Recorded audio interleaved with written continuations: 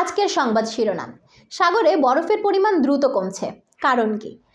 আসসালামু আলাইকুম, সকলকে স্বাগত জানাই আইকন নিউজ রিভিউতে। বরাবরের মতোই সাথে আছে আমি সুমাইয়া জান্নাত জুম্মি।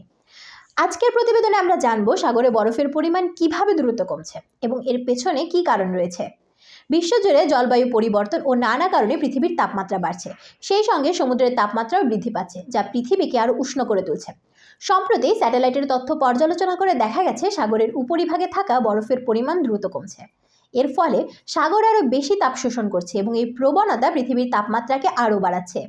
US national snow and ice data সেন্টারের তথ্য অনুসারে 13 ফেব্রুয়ারি পর্যন্ত আর্কটিক এবং অ্যান্টার্কটিক মহাসাগরে 1,57,60,000 বর্গ কিলোমিটার বরফ রয়েছে।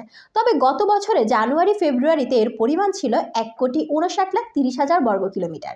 বিজ্ঞানী ওয়ালি মেয়র বলছেন, প্রতি বছর যে তথ্য পাওয়া যাচ্ছে তা ইঙ্গিত দেয় এটি কোনো অস্থায়ী পরিবর্তন নয়, বরং একটি দীর্ঘমেয়াদী প্রবণতা।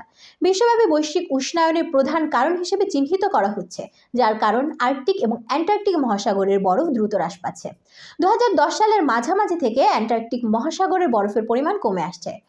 টম ব্রেসগার্ডল, ব্রিটিশ অ্যান্টার্কটিক সার্ভের বিজ্ঞানী বলেন, ডিসেম্বর ও জানুয়ারিতে বরফের পৃষ্ঠ গলে যাওয়ার প্রবণতা বেশি দেখা যাচ্ছে।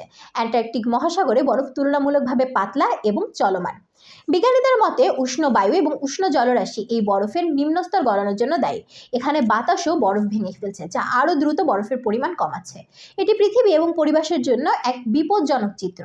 বিজ্ঞানীরা সতর্ক করছেন, যদি এই প্রবণতা অব্যাহত থাকে তবে তা পরিবেশের উপর মারাত্মক প্রভাব ফেলতে পারে।